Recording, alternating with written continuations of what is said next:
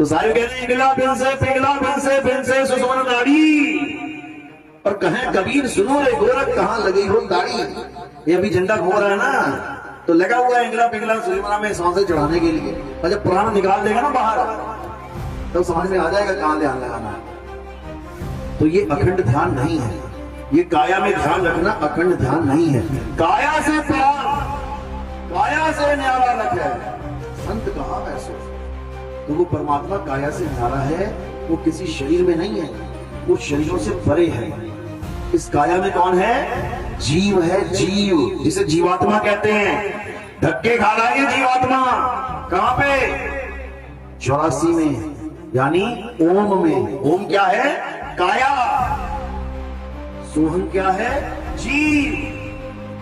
समझा रहे हैं गरीबदास जी महाराज। अरे ओहम काया मरी मरी जाए, सोहंग फिर गोता खाए।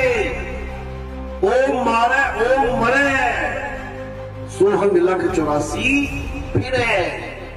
और ये मंत्र बना के बैठे हैं, ओम ले लो, सोहंग ले लो, ओम ले लो, सोहंग ले लो। क्यों? जपी हैं ये लोग, जपी। इनका काम है कुछ भी लेके बस घोट दो, जप लो उसको, इसी में खुश है ये लोग। जिस किताब में कुछ लिखा हो उसी को पकड़ के बस जपने लग जाओ। वो गरीबदास जी महाराज लिख के चले गए उसमें ब्रह्म गायत्री में ओम ओम ओम ओम कलिंग कलिंग कलिंग कलिंग हरिंग हरिंग। वो इसी को रेल बना रखी है सबने। सुबह उठते ही चालू हो जाता है ओम ओम ओम ओम कलिंग कलिंग कलिंग कलिंग हरिंग। अरे एक बार ले ले नाम, एक बार में सुनेगा नहीं क्या? किसी को बुलाना हो, विनोद नाम है, विनोद विनोद विनोद विनोद, 4 बार बोलना है क्या? मतलब किसी का नाम हरि है, हरि हरि हरि हरि। भैया एक बार बोल लिया कर यार। मतलब जो लिखा है बस चाट चाट जाओ उसको। ये ना सोचो कि क्या लिखा है, क्यों लिखा है। अरे वाणी में लिखा है ओम सोहम के बारे में, बिल्कुल खुला, लेकिन तुम्हें समझ में नहीं आएगा। पढ़ो जरा ज्ञान गुदरी कबीर साहब की। ओहम सोहम तत्व विचारा, पंख नाल में किया संहारा। मन को बार गगन चढ़ जाई, मान सरोवर बैठ नहाई। अब क्या बोल रहे हैं वो ये नहीं कह रहे इसको जपो ओम सोहम को, कह रहे हैं ओम सोहम तत्व विचारा। इन दोनों तत्वों पे विचार करो, क्या है ये। गीता में आता है 3 प्रकार के पुरुष हैं। एक शर पुरुष यानी काल भगवान, 21 ब्रह्मांड का मालिक। एक अक्षर पुरुष, ये कौन है? ये 7 संख ब्रह्मांड का मालिक। अच्छा जी। और तीसरा पुरुष उत्तम पुरुष, ये सबका मालिक। समझ ही नहीं पाए इसको क्या कहना चाह रहे हैं कृष्ण जी। वो समझा रहे हैं कि एक शर पुरुष है। शर का मतलब होता है नाशवान। एक आदमी खड़ा कर दो यहाँ पे, कौन बोले, क्या बोलेंगे उसको? पुरुष बोलेंगे। लेकिन वो नाशवान है। अभी तलवार मारो गर्दन अलग हो जाएगी, अभी तलवार मारो हाथ अलग हो जाएगा, अभी तलवार मारो पैर अलग हो जाएगा। यानी मांस का पुतला है ये। शर पुरुष है तो पुरुष, लेकिन नाशवान पुरुष है। अब उसी नाशवान पुरुष के अंदर एक अविनाशी पुरुष रहता है जिसको अक्षर पुरुष कहते हैं। अक्षर यानी अविनाशी। ईश्वर अंश जीव अविनाशी। शरीर में कौन रहता है? जीव रहता है, अविनाशी है, लेकिन उत्तम नहीं है, पूजनीय नहीं है। क्यों? क्योंकि 84 में भटक रहा है। ओम काया मरी मरी जाए, सोहंग फिर गोता खाए। इसमें 84 में गोता खा रहा है, इसलिए पूजनीय नहीं है। तो गीता में पूजनीय किसको बोला? ना तो ओम को बोला यानी काया को, ना ही सोहंग यानी जीव को बोला। उत्तम पुरुष तो अन्य है जो सबका भरण पोषण कर रहा है। जीव को ताकत कौन दे रहा है? उत्तम पुरुष दे रहा है, आत्म देव दे रहा है। तो ये तीन प्रकार के पुरुष कौन हैं? ये ओम यानी काया, सोहंग यानी जीव, सत्य यानी परमपिता परमात्मा जो काया से परे है, जिसे सतनाम भी कहते हैं, सतनाम वाहिगुरु भी कहते हैं, अकाल पुरुष भी कहते हैं, सतपुरुष भी कहते हैं। तो इसी को समझाते हुए गरीबदास जी महाराज ओम और सोहम का खुलासा करते हैं कि ये ओम ये काया है, सोहम जीव है, अमर तो है लेकिन निडर नहीं है, निडर डरता है ये। कहते जीव सोई जो जुग जुग जीवे, उत्पत परलय माही, देह धरे भर में 84, निर्भय कबहू नाही। ये जीव अविनाशी है लेकिन डरता है, और परमात्मा भी अविनाशी है लेकिन निडर है। एक को सतनाम कर्ता पुरुष निरपहो, निरपहो यानी उसे किसी का डर नहीं है, वो निरपहो है और ये डरता है। अब इसका डर खत्म करना है।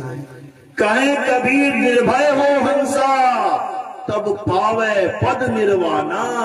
अरे ना कहीं आना ना कहीं जाना, आपे में आप समाना। ये डरता क्यों है?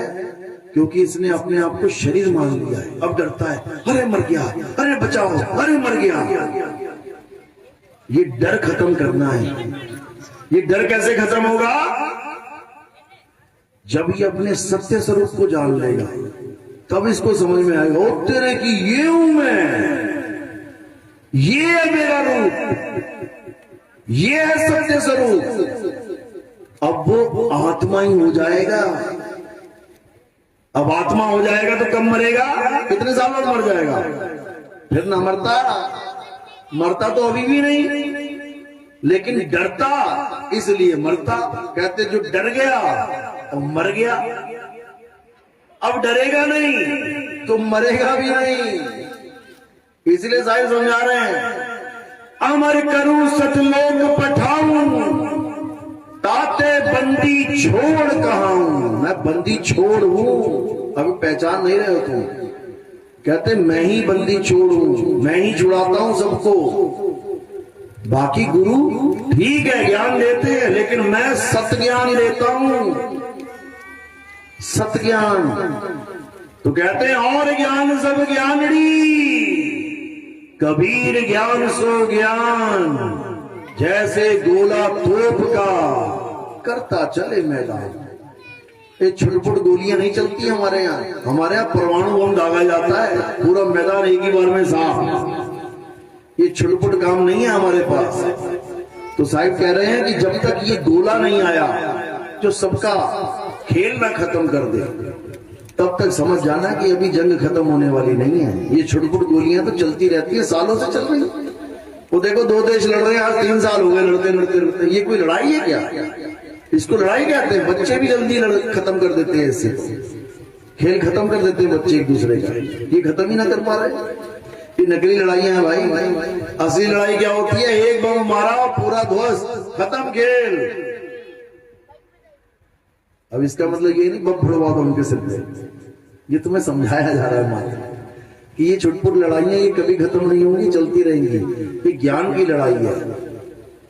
ये अज्ञानी जीव आपस में मैं ज्ञानी मैं ज्ञानी मैं ज्ञानी, और सालों साल बर्बाद करके काल के मुंह में चले जाते हैं। और जब असली ज्ञान आता है तो सबका खेल खत्म हो जाता है। तो इसी को कबीर साहब कहते हैं, बहुत गुरु हैं जगत में, कोई न लागे तीर। तीर यानी पार, गंगा के तीर, जमुना के तीर। अरे बहुत गुरु हैं जगत में, कोई न लागे तीर, और सभी गुरु बही जाएंगे, जागृत गुरु कबीर। यानी उस भवसागर के पार कोई नहीं जा पाएगा, वो उसी में बह जाएंगे सारे, गर्भ में आ जाएंगे वापस उल्टा लटक के। लेकिन कोई हमारे साथ जुड़ जाए, कबीर साहब कहते हैं अगर मेरे साथ जुड़ जाए फिर काल उसका बाल बांका नहीं कर सकता। क्यों?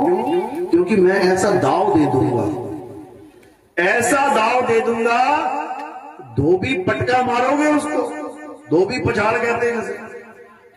ऐसा दाव दे दूंगा काल हाथ खड़े कर देगा, सरेंडर कर देगा अपने आप को। इसीलिए समझा रहे गुरु गुरु में भेद है, गुरु गुरु में भाव, सोई गुरु नित बंदिए, जो शब्द बतावे ताओ। क्योंकि अंत समय आने वाला है, सबकी मौत आने वाली है।